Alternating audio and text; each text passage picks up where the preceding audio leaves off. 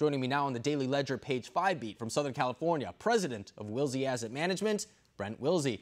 So Brent, China talks have been ongoing for the better part of 2 years now, but Huawei has certainly entered the realm in its own regard as well. What is one of the reasons why the U.S. government is taking such a strong approach to Huawei? Well, the problem is there's many different things that Huawei can do and actually hurt us here. I mean, because when we look at different things, there's things that could be in there, such as they call like a magic kill pack and stuff. And people just don't realize how complex this gets here, Alex. And there's things that could be in there that could shut the whole network down. And we want to protect it against this. They say there's things that could be done, but still, I worry about these things that we don't know about. Technology is very, very complex. You know, it could be bad software. There could be hidden back doors in there where they put a master password in there, and therefore they can go in and do whatever they want to do. And Alex, it could just be, you know, bad software, bugs in it that we don't know about yet. We're talking about a major system here, and the Chinese government and the political infrastructure requires successful companies like Huawei to be intertwined with the Communist Party. It just scares me so much, Alex, when I think about this. When I was putting this together, I got scared thinking about it. Yeah, and we've seen how much data can really be used as a weapon. I hate to use it that way, but we've seen it with Cambridge Analytica. We've seen it on, where users' information is shared with third parties, and oftentimes it can manipulate the way that people think, what advertisements come on your phone. It comes time and time again. So is there anything that the United States is doing to compete with Huawei? For example, we don't want to go off their 5G networks because, as we said, then the data falls within China's grasp, really. They can use that data however it wishes. What is the U.S. doing? Are U.S. companies, maybe like Apple, Google, something like that, taking their own steps to make sure that they are the prevalent 5G network?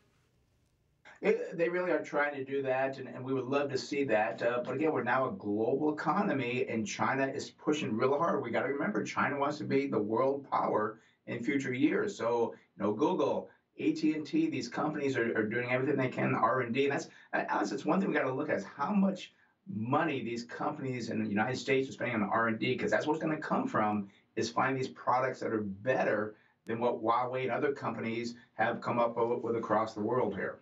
And really quick, before I let you go, how does this all play into trade talks? We know that they are somewhat separate issues, but you can't tell me that this isn't a negotiating trip to some degree. We know that the Huawei CEO is currently detained in Canada, and China, of course, has done their own retaliatory detentions. So how does this play into trade talks when it comes to the U.S. and China?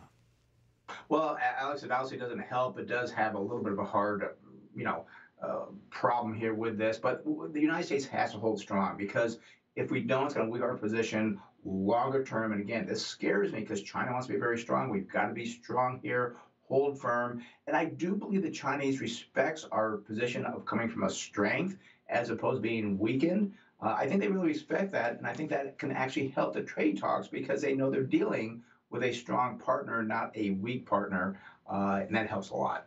And we did see President Trump push back that tariff deadline hike. So there is a sign that there is progress being made on that front. But I guess as of right now, only time will tell. Brent, thank you for joining us. Want to see more videos like this? Click on the link below and subscribe to One America News on YouTube. And call your cable provider and kindly demand that One America News is added to your lineup.